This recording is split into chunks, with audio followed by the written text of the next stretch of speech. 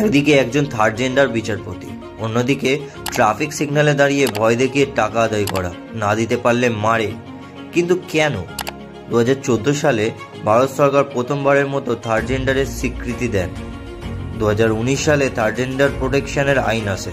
তাহলে আজও কিছু মানুষ কেন ভিক্ষাই বেছে নিচ্ছে? আজকে আমি দুটো সাইডই তুলে ধরবো, যে থার্ড জেন্ডার একদিকে হতে চাইছে স্বীকৃত, আর আরেকদিকেই কিছু আদিকালের মানুষ ভিক্ষাবৃত্তিটাকে নিজের প্রফেশন হিসাবে বানাতে চাইছে। কিছু থার্ড জেন্ডার সাফল্যের গল্প। 2014 সালে ভারত সরকার তাদের আইন স্বীকৃতি দেয়।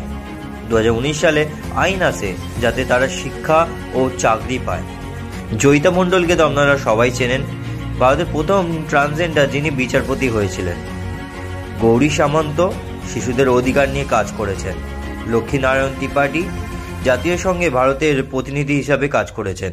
এরা কি তাহলে চাইলে তো ভিক্ষা করতেই পারত, কিন্তু না, এরা বেছে নিয়েছিল শিক্ষাটাকে, যাতে তারা আগে এগোতে পারে। এই মানুষগুলো চোখে আঙুল দিয়ে দেখিয়ে দিয়েছে লড়াই করলে জয় আসবেই। কিন্তু অন্যদিকে ট্রেনের কামরায় উঠে জোর করে টাকা চাওয়া, ট্রাফিক সিগন্যালে গাড়ির কাছে ধাক্কা মারা, কেউ না টাকা দিতে পারলে গালাগালি, খারাপ ব্যবহার, অনেককেই ভয় দেখিয়ে রাতের টাকা তোলা। কিন্তু প্রশ্নটা হলো, যখন এত সুযোগ আছে তখন কিছু মানুষ কেন কাজের বদলে এই পথ বেছে নিচ্ছে? সমাজ বদলাচ্ছে কিন্তু মানসিকতা বদলাচ্ছে কি? সব থার্ড জেন্ডার তবে এক হয় না, কিন্তু যারা ভয় দেখিয়ে টাকা তোলে তাদের জন্য কি কোনো সমাধান আছে আমাদের সংবিধানে? আপনি কি মনে করেন?